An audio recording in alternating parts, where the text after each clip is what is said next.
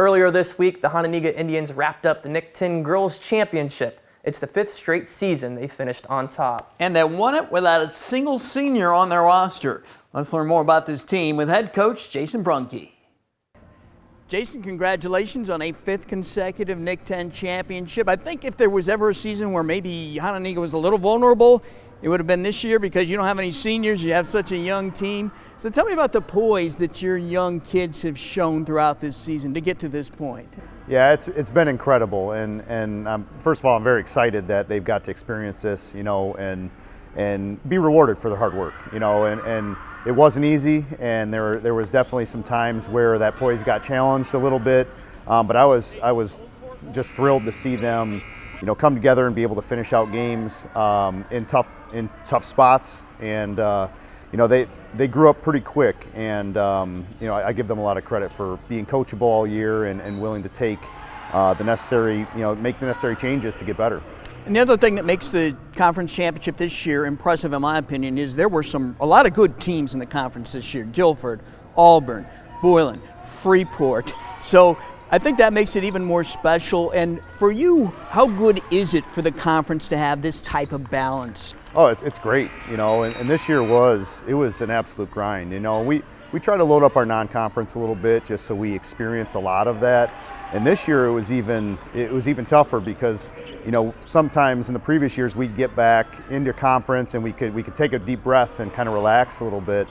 This year there wasn't much of that, and I'd add obviously if you looked at our scores, Belvedere into that mix too. They gave us all kinds of trouble this year.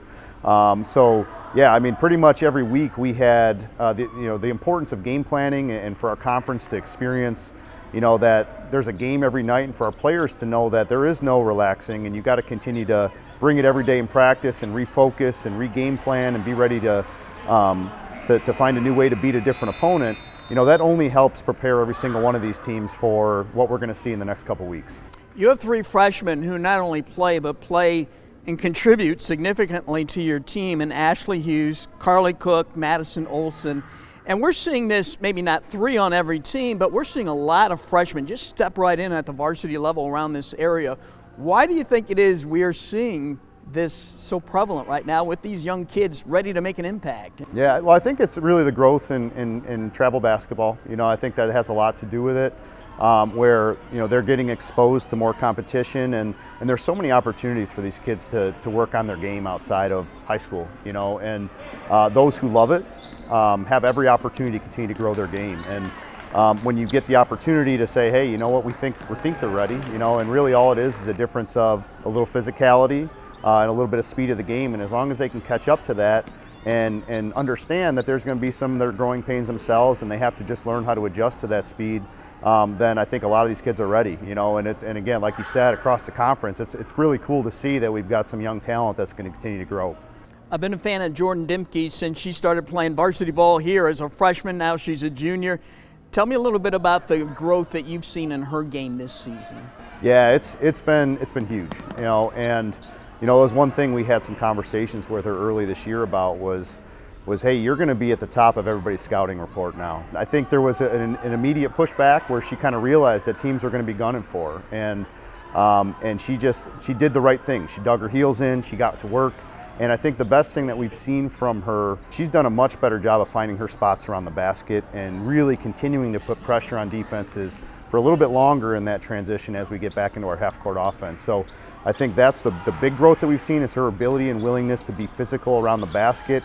All right, let's talk postseason. You guys are in the Huntley sectional. You host your own regional. You open on Monday against Harlem. So just your thoughts on how things are kind of mapped out, and how ready are your girls? They played really well the other night against Boylan. How ready are your girls for the postseason here? I think we're right where we need to be. I think we're showing some of the right habits, specifically on the defensive end, where I think we're really kind of flying around. We're starting to communicate a little better. We're starting to show that urgency we need to get loose balls and rebound with consistency. I think everybody's going to play hard, right? Everybody knows what's at stake. It's just a matter of who can execute. So they're going to have everybody back next season, hopefully, but it should be a battle again next year in the conference. Yeah. Freeport and Guilford will have almost all their key players returning, and so will Boylan. Jefferson and Auburn will also have some good players returning.